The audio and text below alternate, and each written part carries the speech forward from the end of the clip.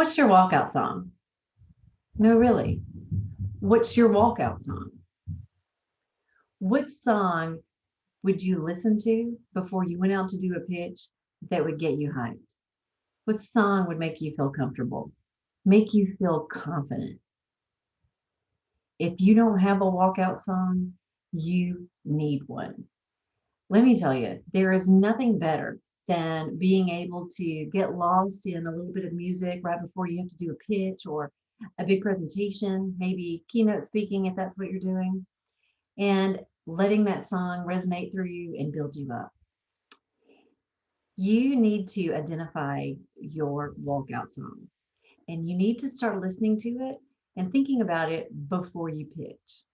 You see, pitching is 50% presentation and 50% content. We need to see some swagger in your pitches. We need to see confidence in your voice, confidence in your body movements. And whatever it takes to get you to that place in your mind, that's what we need to start working on. So having your walkout song is definitely one way to do it. Another way to do it is to think about your hero pose. What is your superhero pose? Now, I know that sounds a little bit weird, but it's been scientifically proven that if you do what we call a superhero pose, at least 60 seconds a day, that you will begin to feel more confident. So for me, the superhero that I love most is Wonder Woman. Oh, as a matter of fact, hold that thought for a second. I'll be right back.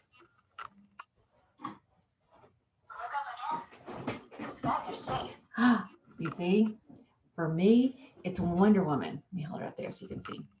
Oh, she's got a little bit of a glare. Listen. I am a one-woman army. You darn scootin' I am. Who's your superhero? Even if you don't have one, think about a powerful pose and step into that superhero pose. For me, it's Wonder Woman. It is. Hold your Wonder Woman pose. Hold your superhero pose. Hold it strong. Hold it for 30 seconds a day. And while you're holding it, concentrate on your walkout song. Now, these are just a couple of little tips that have been proven. I didn't make it up, but they've been proven scientifically to help you increase your confidence and to increase your ability to be persuasive when you pitch.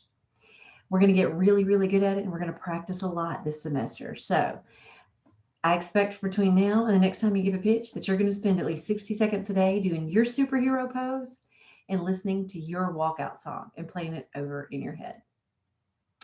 Congratulations on being finished with your first 1-minute pitch and with also getting through the exam on pitching. Today, we're going to start talking about creativity and different ways that we can tap back into the creative portion of our brain. Now, creativity is something that we all have. When I ask the question in class, how many of you feel like you're creative? Usually less than half the class raises their hand. But the truth is, everyone has the ability to be creative. It's the difference in two types of thinking: convergent and divergent thinking. Convergent thinking is when the information we know comes together to create one correct answer. In the education system, that is what we really instill in you, is to get really, really good at convergent thinking. For example, who's the first president of the United States? There's one correct answer. What is 5 plus 5? 10. There's one correct answer. So in the educational system, we train you to think that way. And we don't ask you enough questions such as, how many combinations can you come up with of two numbers that when added together equal 10? How many? What are two numbers that you can add together and they equal 10? Well, when I ask this, a lot of people will come up with like 4 combinations: 1 plus 9, 2 plus 8, 3 plus 7, and 4 plus 6. And then, of course, you could reverse those. But the real answer is it's infinite. I never imposed rules on you and said it had to be whole numbers. I never said it had to be positive numbers. And the truth is, there's an infinite infinite amount of times that you could come up with different numbers to add together to equal 10. So the difference in divergent and convergent thinking is convergent comes together to get one correct answer. Divergent thinking, which is where creativity happens, is when we think big, really big, and there could be multiple correct answers.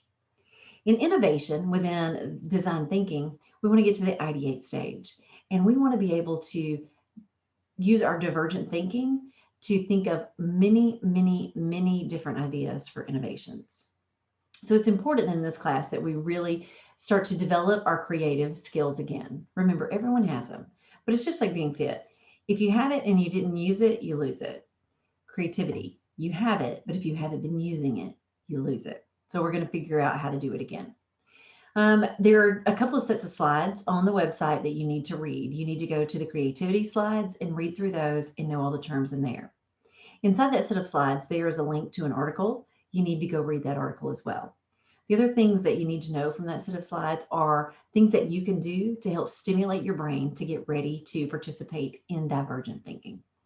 We'll talk about some more of those in just a moment. You also need to go to the slide labeled box strategy. It's only one slide, but there's a YouTube link there to a great video where he explains to you what the box strategy is. And it's yet another way to help us be more creative when we're thinking and to come up with better solutions. So you're responsible for knowing all of that.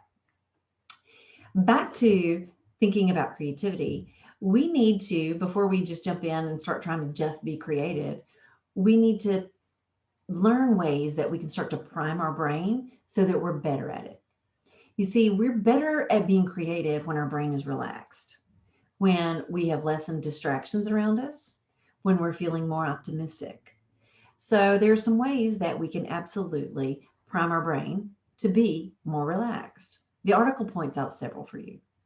One is by surrounding yourself with the color green.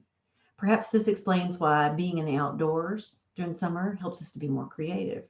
Something about the color green helps to stimulate that portion of our brain. Also, going for a walk, or for some people, it's maybe in the shower that you have your best ideas. Some people, if you want to do some thinking, you go for a drive. The key in all of that is what's happening is you're relaxing your brain and you have fewer distractions. Another way that's pointed out through science that is effective, and it's one that most of my college students love, is having a drink. So a drink of alcohol helps to relax the brain. Alcohol is a sedative and can help you to be more creative. I am not condoning or recommending that you go have a drink. I'm simply regurgitating science to you. For me, I do my best thinking at night while I'm sleeping. Honestly, I wake up at 3 a.m. and like, oh, epiphany, there's the answer. So if I have something that I'm really working on and I really want to know the solution and I need to be creative, then before I go to sleep at night, I'll meditate about that issue and I'll think about it. And what I do is then I intentionally am thinking about that while I go to sleep. More times than not, I'll wake up in the middle of the night and be like, that's what I should do. Now, there is no set specific way that I'm going to tell you that you need to prime your brain to be more creative. It's different for everybody. But what you need to do is go read the information in the slides. You need to think about yourself and what works for you and find your way. After watching the box strategy, you'll also see that that's yet one more way that we can help to frame our mind so that we can begin to think in a divergent manner. Next week, we'll talk a little bit more about convergent, divergent thinking, about creativity, and we'll talk about it within the realms of design think. And we're going to get started on some exercises to help us be more creative. Between now and then, please try out all of the different ways that you're going to read about in the slides and in the article to see which one of those helps you to think in a more creative way. And then I'm going to ask you many times between now and the end of the semester to tap into that. Have a great weekend, and I look forward to talking with you next week. Bye.